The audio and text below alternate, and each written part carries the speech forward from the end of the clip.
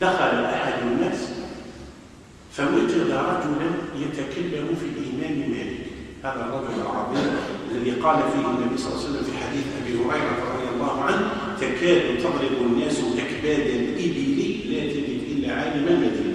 قال المفسرون بالإجماع قولا واحدا أن المقصود في الحديث هو مالك بن أنس، بشر به النبي صلى الله عليه وسلم. وكان يقول رضي الله عنه: ما من ليلة أنامها إلا وأرى فيها حبيبي محمد صلى الله عليه وسلم. فهذا الرجل دخل المسجد فيلقى أحد الناس يقول: أنا قلت وقال مالك وأنا أرده. فقال لك هذا هو الشيء شريع الجناسين. فوقف فقال له: إن مثلك ومثل الإمام مالك كمثل رجل جاء فوقف على شاطئ بحر ثم بال بولة فقال: هذا بحر، وأشار إلى بولته وقال: هذا بحر ثاني. وعليكم ورحمة الله وبركاته. وعليكم السلام ورحمة الله وبركاته. كيف الحال أستاذنا أبو عبد الرحمن؟ الحمد لله بخير. اشتقنا لصوتك وكلامك الجميل الطيب الكريم. تشتاق لك الجنة إن شاء الله. لنا ولك إن شاء الله. كيف حالك؟ أنا بخير والحمد لله. دائما الحمد لله. أي والله دائما. أستاذنا الكريم، الحقيقة حديث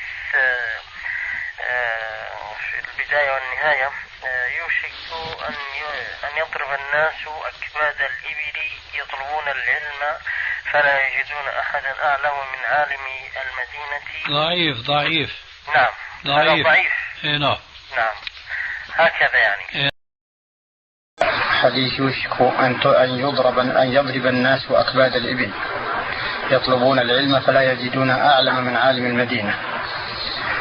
علقتم قلت هذا الحديث أخرجه الترمذي وابن حبان والحاكم وصححوه وفيه نظر. بينته في تعليقي على الأحكام لعبد الحق الإشبيلي رقم الحديث 76، وذكرت له هناك شاهدا. السؤال: أنتم ضعفتم الحديث في ضعيف الجامع وفي المشكاة طبعا القديمة أو التحقيق الأول، وأحلتم على رقم متأخر من الصحيحة.